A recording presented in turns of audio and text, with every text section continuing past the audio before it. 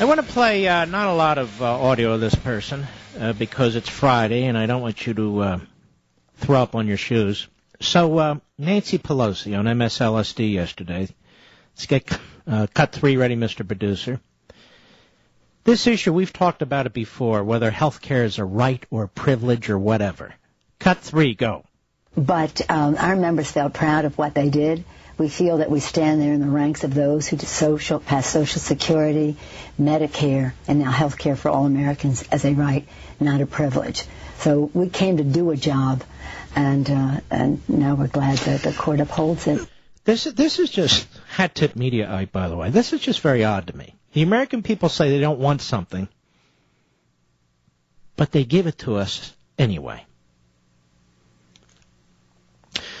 Social Security and Medicare are going broke. What has Nancy Pelosi done to protect those programs? Financially, nothing.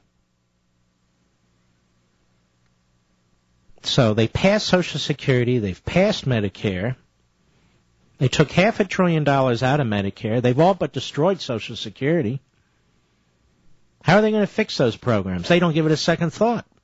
All right, that aside, that's not the primary point I wanted to mention. Health care for all Americans as a right, not a privilege. What does that mean? Does that mean every single medical service, surgery, procedure, prescription is a right? Does that mean every time you need or you feel you need to go to the doctor, that's a right?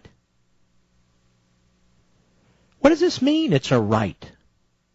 Does that also mean you have an unlimited right to the services of a doctor, a nurse,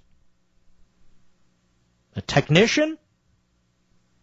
You have an unlimited right to a hospital bed, to an operating room, to medicine? I'm really tired of these phrases being thrown around. Oh, you have a right, equality, social justice. Let's just step back and analyze this for a minute. And you liberal Obama drones, feel free to call and explain yourselves, if you can, without the spittle dripping down your chins. So the question is, what is this right, and where did it come from? You apparently have the right to somebody else's services, somebody else's work, the production of somebody else's drugs, somebody else's hospital room.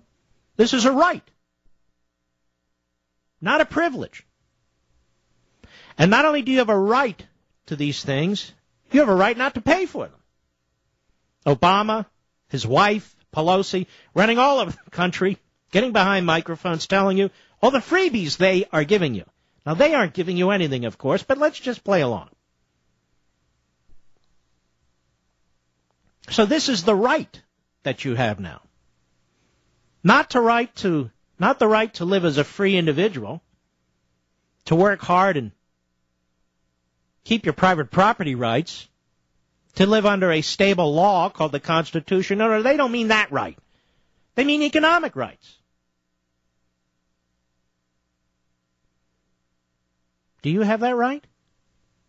What else do you have a right to? And where do these rights come from? Because Pelosi deigns them, therefore you have a right? Isn't socialism, Marxism, statism, isn't it a magnificent thing? They just assert these things. Well, who's going to produce these things? Who's going to produce the bandages and the medicines? Who's going to wash the sheets for the hospital bed? Excuse me.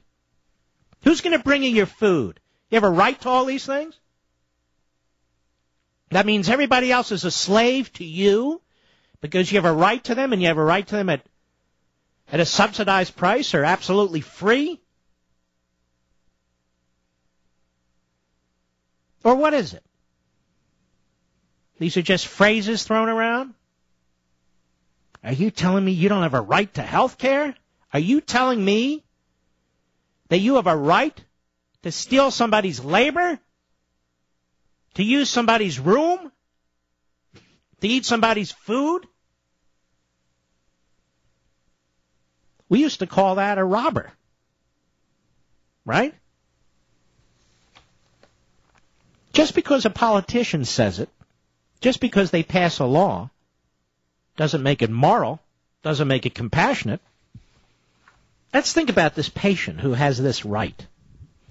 I have a right to have this procedure, whatever it is. Okay. You're going to have a technician, you're going to have a nurse, a doctor, and probably multiples of all. You have people who have to do the paperwork for the government, which is enormous, for the insurance companies and to protect themselves against these slip-and-fall lawyers. What are the rights of all these people who are tending to you? Do they have a right to be paid? Well, then how can you get your services free because it's a right? Don't they have families too? Don't they need to pay, contribute to pensions and have their own health care benefits and put food on the table too? What about the right of the infrastructure, all the people working around you, because you have a right to go and have some procedure done? Amazing. Just make the demand. Then everybody's supposed to buckle. That's how absurd this whole thing is. That's how absurd utopianism is. That's how absurd Nancy Pelosi is.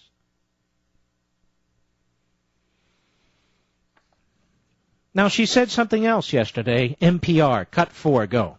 For months, Democrats had expressly argued that the penalty charge under the new law was not a tax, and it seems as though the court has described it as a tax. So what do you consider this? What I call this is the free rider provision. Call it what you will, but the fact is that some people who will not, even though they're younger and healthier and have some resources, decide they're invincible and they're not going to pay into a system. So when they get sick, then they think they can just dip into it, and that makes it more expensive for other people. And so in order to eliminate the free rider piece of this, there's a penalty to be paid if you don't want to participate. Call it what you will. What it does is lower cost for the American people, and it's a fairer way to go. This is what happens when you have macaroni for brains. So younger people are the drag on the healthcare system. And when they get sick, they shouldn't be free riders. When we know, when you look at this statistically and you look at it in the aggregate, it's the younger people who are supplying the resources for the system, because the younger people are the healthiest demographic in our society. So the younger people are paying for the system. It's just the way it is. The older people are mostly using the system.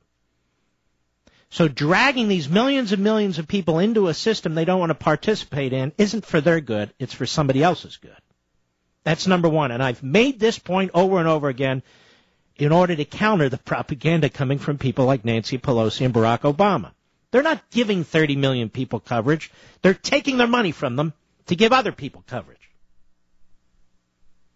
They call them free riders.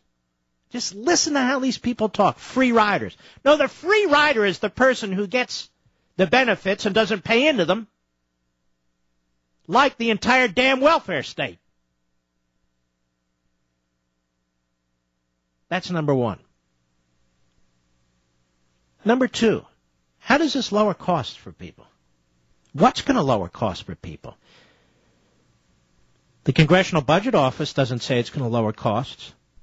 All these private studies, they don't say it's going to lower costs. Since when does the federal government lower costs? Can you pick one damn thing where the federal government has lowered costs? She talks about Social Security and Medicare. They're unsustainable. They're going broke. You don't have to believe me, and it's not a right-wing thing. The trustees say so. The actuaries say so. Are they saving costs? No, they're going under. So what is she talking about? Nothing. And the irony is she's talking to National Public Radio here, NPR. Hat tip Breitbart. Which is also subsidized by you and me. So here we have an enterprise, NPR, subsidized by us, talking to a former Speaker of the House, subsidized by us, about a program that can't work that is subsidized by us. Gee, what a cool interview. And one other thing. Do you think if they get this Obamacare fully implemented, do you think that's the end of it or the beginning of it? It's never the end of it, is it? Now, Obamacare can't work on 1,000 levels for a million reasons. And it won't work. That is, it won't bring down costs. That is, people are going to be frustrated and miserable with it. You're going to see doctors leaving, hospitals closing. You'll see, but if we don't repeal the thing. And what will their solution be? What will the Nancy Pelosi's of the world, what will their solutions be? We need more government. We need more taxes. We need more coercion. Right? Isn't that the way it always is? Yes. And already they're talking about, this is just the beginning, Obamacare. And you go, oh my God, just the beginning. Where does this end? It ends in the rice fields where we all stand next to each other with our baskets, in our bare feet, and we're picking the rice and fighting over who has more or less. That's where it ends ultimately. But, that aside, Jan Schakowsky, whose husband, as I recall, served prison time. Maybe I'm wrong. Am I right about that, Mr. Producer? You better Google that. If I'm wrong, I need to correct it. But I believe I'm right. Well, she thinks maybe we ought to unionize our doctors.